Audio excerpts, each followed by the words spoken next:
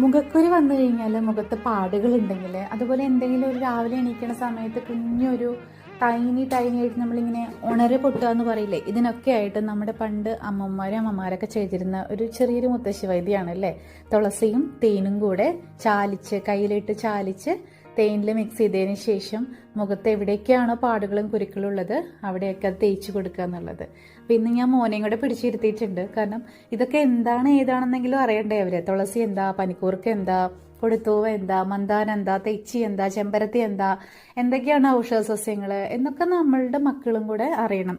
എനിക്ക് പകർന്നു കിട്ടിയതാണ് ഞാൻ എൻ്റെ മക്കൾക്ക് പകർന്നു കൊടുക്കുന്നത്. അപ്പോൾ അവർക്കത് ഞാൻ തിരിച്ചു കൊടുത്തിട്ടില്ല എന്നുണ്ടെങ്കിൽ അവരുടെ കയ്യിൽ ഇത്തരത്തിലുള്ള നോളജസ് ഒന്നും ഉണ്ടാവില്ല. അപ്പോൾ വളരെ എഫക്റ്റീവായിട്ടുള്ള തുളസി, അതിൻ്റെ കൂടെ ആൻറ്റി ഇൻഫ്ലമേറ്ററി ആയിട്ടുള്ള നമ്മുടെ തേനും കൂടെ ചേരുമ്പോൾ പെട്ടെന്ന് തന്നെ ആ മുറിവ് കരിയാനുള്ള സാധ്യതയുണ്ട് കേട്ടോ. അതുപോലെ തന്നെ മുഖത്ത് പാടുകൾ ഉണ്ടെങ്കിൽ ഇതിൻ്റെ കൂടെ രക്തചന്ദനം കൂടെ അരച്ച് തേച്ചിട്ട് സ്ഥിരമായിട്ട് ഒരാഴ്ച അടുപ്പിച്ചിട്ട് കഴിഞ്ഞാൽ പാടുകളും നന്നായിട്ട് മാറും.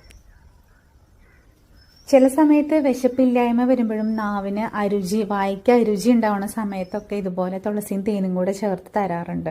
ഇതൊക്കെ നമുക്കൊന്ന് ഇടയ്ക്കൊന്ന് ചെയ്ത് നോക്കാം കേട്ടോ. നമ്മളുടെ ഇന്നത്തെ ഒരു സാഹചര്യത്തിൽ നമുക്ക് ഇങ്ങനെയുള്ള കുഞ്ഞു കുഞ്ഞു മുത്തശ്ശി വൈദ്യങ്ങൾ ചെയ്ത് നോക്കുമ്പോൾ കിട്ടുന്ന ഒരു സാറ്റിസ്ഫാക്ഷൻ ഉണ്ട്.